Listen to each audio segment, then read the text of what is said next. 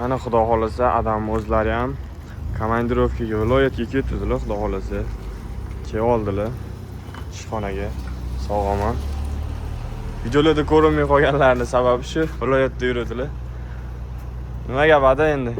Yo'llar qali yaxshi borib keldingizmi? Yo'llar bardak, вообще обязательно borib turib Toshkentga xudo xolasa yetib olsam, prezidentga murojaat etaman dedim. Mana xudo xolasa omon sog' Toshkentga yetib keldim.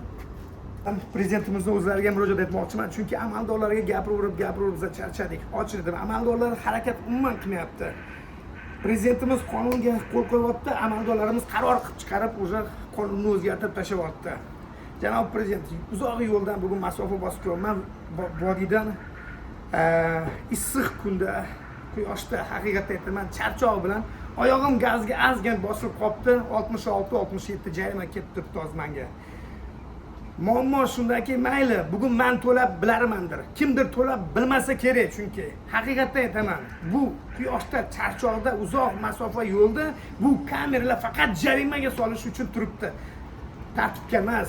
Hatto siz o'zingiz og'zingizda aytgansiz. Bu kameralar hammasi tartibga solinsin, jarimaga emas degandingiz. Lekin har qadamda jarimaga solish uchun kameralar o'rnatilgan. Bu qanchalik to'g'ri? U ham mayli. Endi multiradarlarga ham ruxsat berilibdi yaqibi. Bu qanchalik to'g'ri? 2025-yil amaldorlar va'da qiluvdi. 412 ming smissaga ruxsatnoma beramiz tonirovkaga deb. Qani o'sha tonirovka? Qani o'sha ruxsatnoma? Tonirovka bu jinoyat emas-ku axir. Qizig'i shuki, 3 oy bo'ldi mashina olganimga. Nomer taqolmayman. Imенно ochiq aytaman-da. Tanishim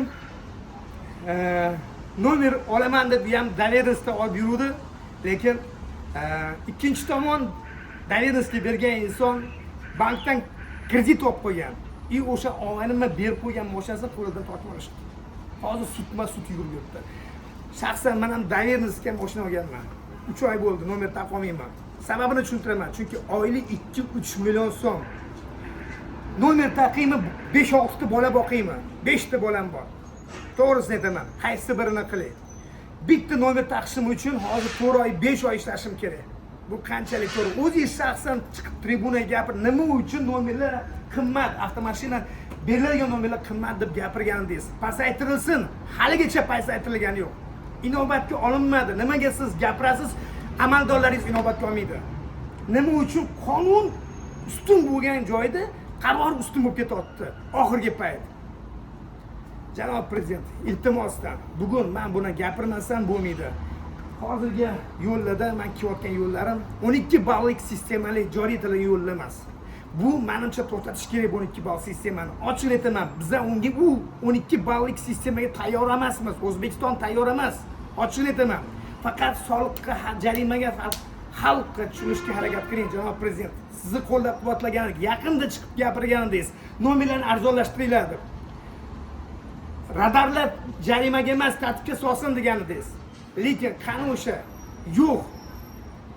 Amalda ko'rmoqchimiz shu narsani, janob prezident. Iltimos qilaman, primoy o'zingizga bilan ochiq qo'yman. Kimdir gapira olmayapti, lekin men bugun o'sha narsani gapiraman, chunki sabr kosa to'ldi. Qo'rqmayman. Yozish kerak bo'lsa, tushuntirish xat yozish kerak, men yozib beraman, tayyorman. Lekin bugun o'sha narsani gapirib oldim. Ichimni bo'shatib oldim, haqiqatni aytaman. Ko'rib chiqing mana shu narsalarni. Iltimos, xalq qiynalib ketdi. Iltimos, janob prezident.